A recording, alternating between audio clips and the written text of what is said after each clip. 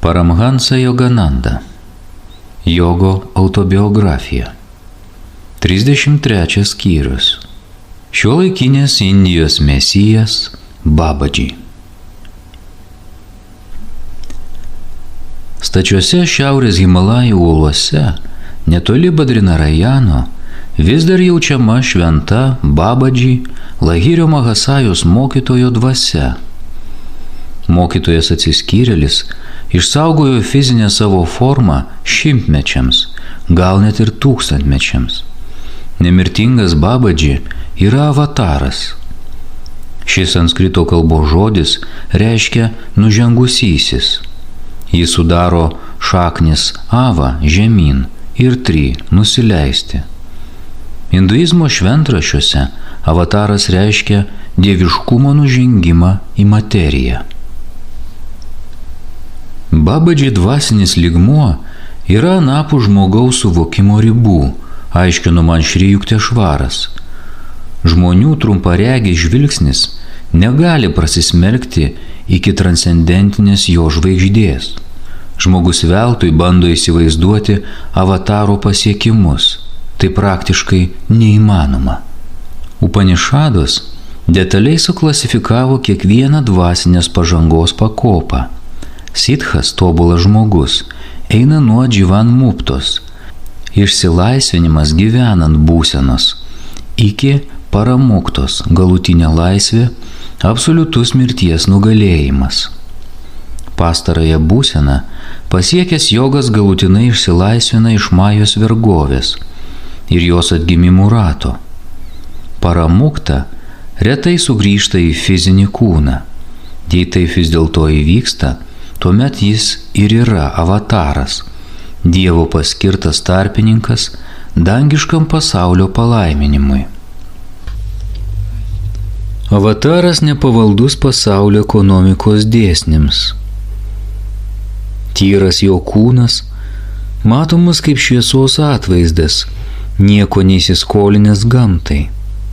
Įprastas žvilgsnis gali neužfiksuoti nieko neįprasto avataro formoje. Tačiau ši forma nemeta jokio šešėlio ir nepalieka jokių pėdų ant žemės. Tokie ženklai yra simboliški išoriniai įrodymai vidinio tamsos bei materijos vergovės nebuvimo. Tik toks Dievo sūnus pažįsta tiesą anapus gyvenimo ir mirties reliatyvumo. Omaras Chajamas, neteisingai suprastas, taip dainavo apie išsilaisvinusi žmogų nemirtinguose savo rubajatuose. O mano paguodos mėnulį, nežinantis dilimo, rojaus mėnulis vėl kyla virš mūsų sodo, kaip dažnai patekėjęs jis veltui ieškos manęs už šios tvoros. Paguodos mėnulis yra Dievas, amžinas poliaris, niekada nesenstantis. Rojaus mėnulis yra išorinis kosmosas, sukaustytas nuolatinio kartojimosi dėsnio. Jo grandines visiems laikams savo savirealizaciją nutraukia Persijos išminčius. Kaip dažnai patekėjęs jis veltui ieškos manęs. Kokia beviltiška bus visatos paieška to, kas dingo amžiams. Kristus savo laisvę išsakė kiek kitaip. Čia priėjo vienas rašto aiškintojas ir tarė jam: Mokytojau, aš seksiu paskui tave, kur tik tu eisi. Jėzus atsakė: Lapės turi urvus, padangių sparnuočiai lizdus, o žmogaus sūnus neturi kur galvos priglausti. Pastaba. Matas 8:19-20. Pastabos pabaiga. Argi galėjo kas nors sekti paskui visur esantį Kristų, išskyrus visą apgaubiančią dvasią? Krišna, Rama, Buda ir Patandžalis buvo senovės Indijos avatarai. Pietų Indijos avataro Agastijos laikais subrendo gausi poetinė tamilų kalba rašyta literatūra. Prieš ir po krikščionybės atsiradimo jis atliko nemažai stebuklų. Manoma, jog fizinę savo formą jis išlaikė iki pat šių dienų. Babadži misija Indijoje buvo padėti pranašams atlikti jiems skirtas ypatingas užduotis.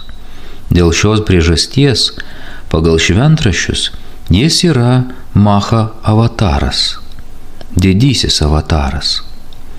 Babadži teigia, kad į jogos mokslą jis išventino Šankarą, senovės Vamių ordino įkūrėją, ir Kabyrą, žymų viduramžių išminčių. Žymiausias XIX amžiaus jo mokinys, kaip mes jau žinome, buvo Krijos meno gaivintojas Lahiris Mahasaja. Mahavataras nuolatos bendrauja su Kristumi. Jie kartu siunčia atpirkimo vibracijas ir mėgina per įvairiausias dvasinės technikas išgelbėti žmoniją. Dviejų galutinai nušvitusių mokytojų darbas, vieno su kūnu, kito be kūno, tai įkvėpti tautas atsisakyti pražūtingų karų, neapykantos kitai rasiai, religinio sektantiškumo ir materializmo blogio bumerango. Babadži puikiai suvokia dabartinių laikų tendencijas, ypač vakarų civilizacijos įtaką ir painiavą. Jis gerai supranta, jog būtina skleisti išlaisvinančiąją jogą tiek vakaruose, tiek ir rytuose. Visiškai nenuostabu, kad nėra jokių istorinių nuorodų į Babadžį. Didis guru jokiame amžiuje nepasirodė atvirai. Klaidingai suprantamas viešumos blizgesys nerado jokio atgarsio tūkstantiniuose jo planuose, kaip ir kūrėjas. Viena ir tyli galia, Babadži veikia kuklioje nežinomybėje. Didieji pranašai kaip Kristus ir Krišna atėjo į žemę konkretiems plačios apimties tikslams. Jie pasitrauks, kai tik šie tikslai bus įgyvendinti. Kiti avatarai kaip Babadži imasi darbų, kurie daugiau siejasi su lėta evoliucinė žmogaus pažanga per šimtmečius nei su žymiais istoriniais įvykiais. Tokie mokytojai visada pasislėpia nuo grubaus visuomenės žvilgsnio. Jie turi galių, kada tik panorėję tapti nematomi. Dėl šių priežasčių ir todėl, kad dažniausiai liepia savo mokiniams nieko apie juos nepasakoti, daugybė didžių dvasinių mokytojų lieka nežinomi plačiai publikai. Čia aš pateikiu tik kelias užuominas apie Babadži gyvenimą, tik kelis faktus, kuriuos anot jo pravartu pateikti viešai. Nėra jokių duomenų apie Babadži šeimą ar jo gimimo vietą, kurie galėtų pradžiuginti metraštininkų širdis. Jis dažniausiai kalba hindi kalba, nors gali lengvai kalbėti bet kurią kalbą. Jis pasiėmė paprastą Babadži, gerbiamas tėvas vardą. Kiti Lahirio Mahasajos mokinių jam duoti vardai yra Mahamunis Babadži Maharadža, aukščiausias ekstaziškas šventasis, Maha jogas, nuostabiausias iš jogų, Trambakas Baba ir Šyva, Šyvos avatarų vardai. Tačiau argi svarbu, kad mes nežinome galutinai išsilaisvinusio mokytojo tėvavardžio? Kai tik kas nors su pagarba ištarė Babadži vardą, aiškino Lahiris Mahasaja, tas ieškotojas akimirksniu gauna dvasinį palaiminimą. Nemirtingojo guru kūnas nerodo jokių senatvės ženklų.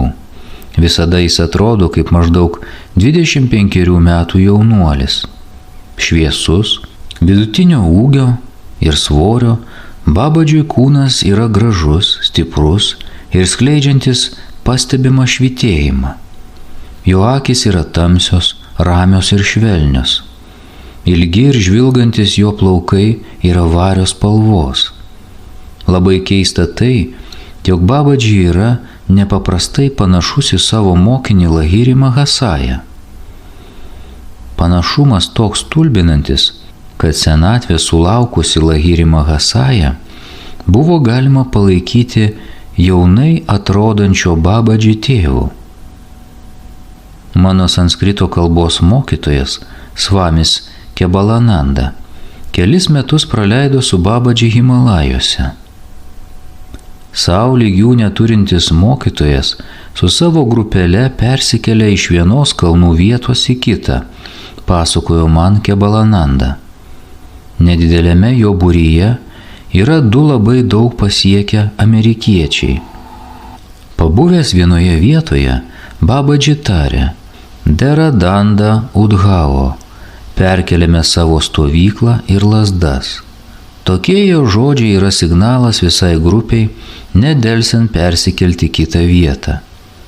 Jis ne visada taiko astralinį kelionių metodą ir dažnai nuo viršūnės iki viršūnės eina pėsčiomis. Tik kai Babadži nori, jį gali matyti ar atpažinti kiti. Žinoma, kad įvairiems ieškotojams jis pasirodo truputį skirtinga forma, kartais be barzdos ir ūsų, kartais su jais. Nesenstantis jo kūnas nereikalauja jokio maisto, todėl mokytojas valgo labai retai. Lankydamas savo mokinius, iš mandagumo jis paragauja vaisių arba ryžių, išvirtų piene ir išvalytame svieste. Aš žinau 2 nepaprastus Babadži gyvenimo įvykius, tęsė Kebalananda. Vieną naktį jo mokiniai sėdėjo aplink milžinišką laužą, sukurtą tam tikrų vedų apeigų proga. Staiga mokytojas pačiupo degantį pagalį ir švelniai sudavė juo per petį vienam čelai, sėdinčiam šalia laužo. Ponia, kaip žiauru, paprieštaravo ten dalyvavęs Lahiris Mahasaja. Ar geriau tavo akise jis būtų pavirtęs pelenais dėl savo praeities karmos? Su šiais žodžiais Babadži pridėjo gydančią savo ranką prie sužeisto čelos peties ir tarė: Šią naktį išvadavau tave nuo skausmingos mirties. Karmos dėsnis pasitenkino nedidelę ugnies kančią. Kartą šventą Babadži ratą sutrukdė atėjęs nepažįstamasis, kuris nepaprastai lengvai užlipo ant sunkiai pasiekiamos kalno keteros, esančio šalia mokytojo stovyklos. Ponia, jūs turbūt esate didis Babadži, žmogaus veidas rodė nepaprastą pagarbą. Mėnesių mėnesiais aš nepaliaujamai jūsų ieškojau tarp šių grėsmingų stačių uolų. Maldauju, priimkite mane savo mokiniu. Didis guru neatsakė nieko, todėl nepažįstamasis parodė į uolėtą bedugnę prie savo kojų. Jei jūs nepriimsite manęs, aš nušoksiu nuo šio kalno. Gyvenimas nebeturi jokios vertės, jei negaliu gauti jūsų pagalbos einant Dievo link. Tuomet šok, be jokių jausmų tarė Babadži, aš negaliu priimti tavęs dabartinėje tavo raidos stadijoje. Žmogus nedelsdamas metėsi nuo skardžio. Babadži paprašė šokiruotų mokinių nueiti ir atnešti nepažįstamojo kūną. Kai jie sugrįžo su išdarkytų kūnu, mokytojas ant lavono uždėjo dievišką savo ranką ir jis pramerkė akis bei nuolankiai nusilenkė visagaliui. Dabar tu pasiruošęs mokinystei, Babadži džiugiai nusišypsojo atgaivintam savo čelai. Tu drąsiai perėjai sunkų testą. Mirtis daugiau nepalies tavęs. Nuo dabar būsi vienas iš nemirtingųjų būrio. Paskui jis tarė įprastus išvykimo žodžius, Deradanda Udhavo ir visa grupė pradingo. Avataras gyvena visur esančioje dvasioje. Jam negalioja jokie atstumai. Tik viena priežastis gali paskatinti Babadži išlaikyti fizinę savo formą per šimtmečius. Noras parodyti žmonijai konkretų jos galimybių pavyzdį. Jei žmogus taip niekada ir nepamatytų dieviškumo materijoje, jis taip ir liktų paskendęs grubiose Majos iliuzijose apie tai, kad negali peržengti savo mirtingumo ribų. Nuo pat pradžių Jėzus žinojo apie visą savo gyvenimą. Kiekvieną įvykį jis išgyvendavo ne dėl savęs ar karminės prievartos, bet mąstančių žmonių dvasiai pakelti. 4 jo mokiniai evangelistai Matas, Morkus, Lukas ir Jonas užrašė neapsakomą dramą ateities kartoms.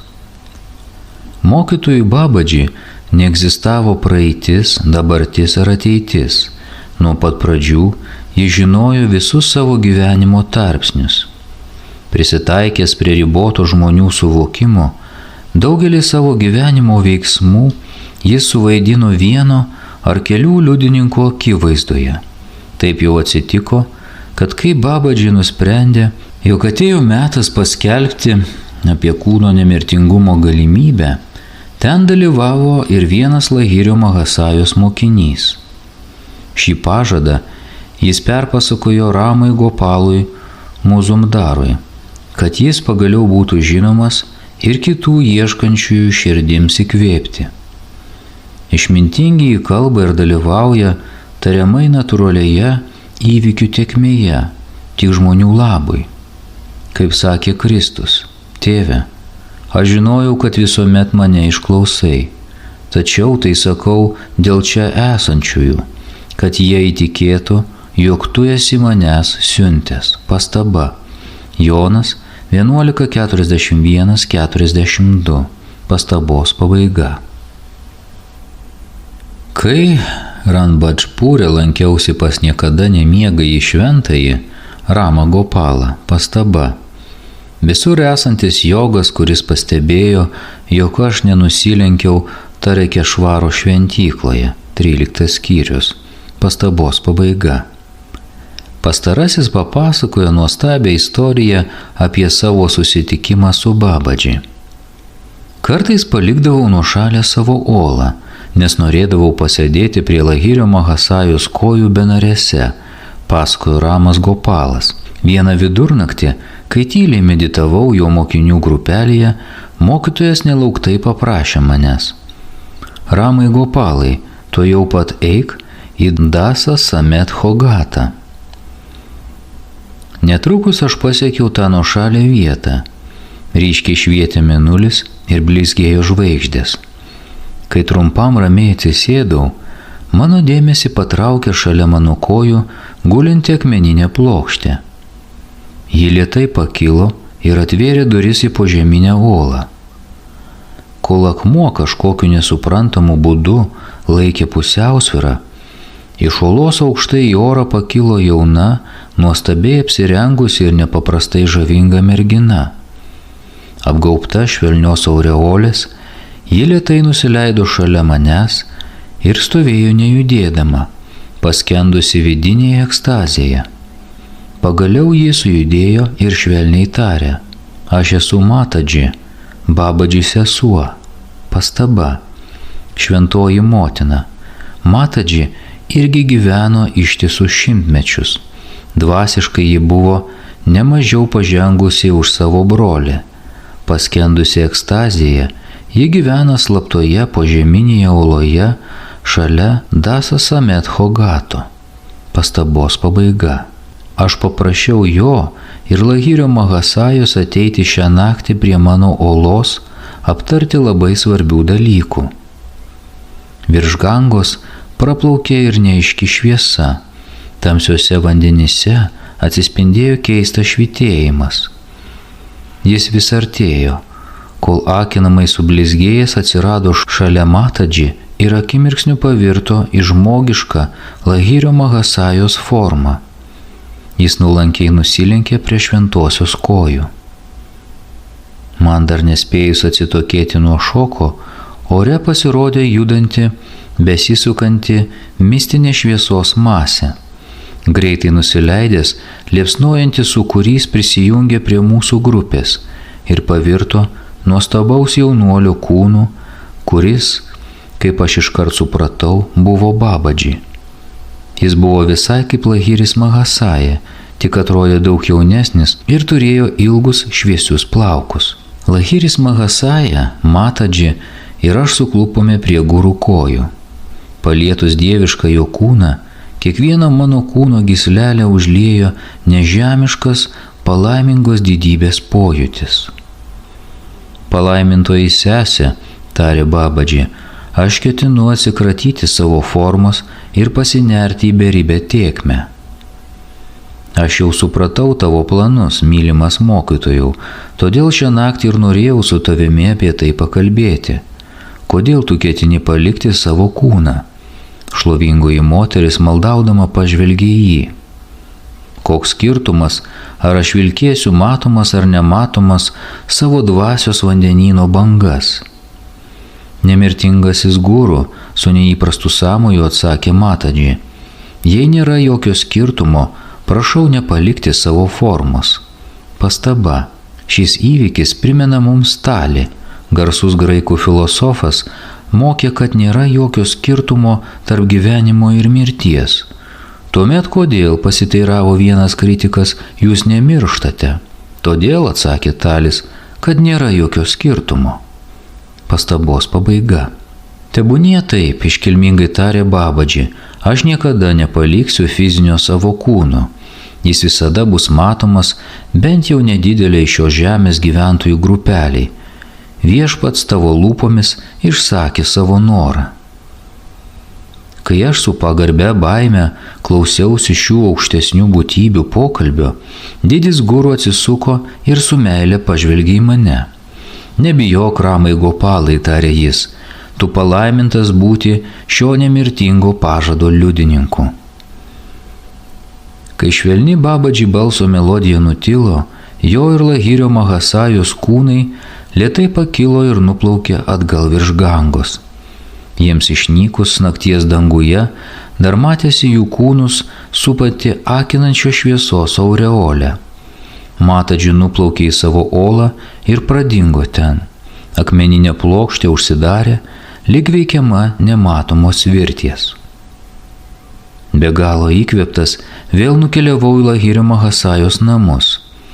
Kai anksti auštant nusilenkiau jam, mano guru supratingai nusišypsojo man. Aš džiaugiuosi dėl tavęs, Ramai Gopalai, tarė jis.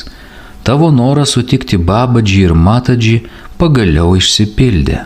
Mano kolegos iš Ašamo pranešė man, kad Lahiris Mahasaja nepajudėjo nuo savo pakilos nuo ankstyvo praeito vakaro. Kai tu išėjai į Dasas Amet Hogatą, jis čia mums skaitė puikią paskaitą apie nemirtingumą, papasakojo vienas iš čelų. Pirmą kartą aš galutinai suvokiau šventraščiuose užfiksuotą tiesą apie tai, jog savirealizacijos žmogus vienu metu gali pasirodyti skirtingose vietose. Vėliau Lahiris Mahasaja paaiškino man daug metafizinių klausimų apie slaptą dievišką planą šiai žemei, tęsė Ramas Gopalas. Dievas pasirinko Babadži ir suteikė jam galių pasilikti savo kūne tam tikram pasaulio ciklui.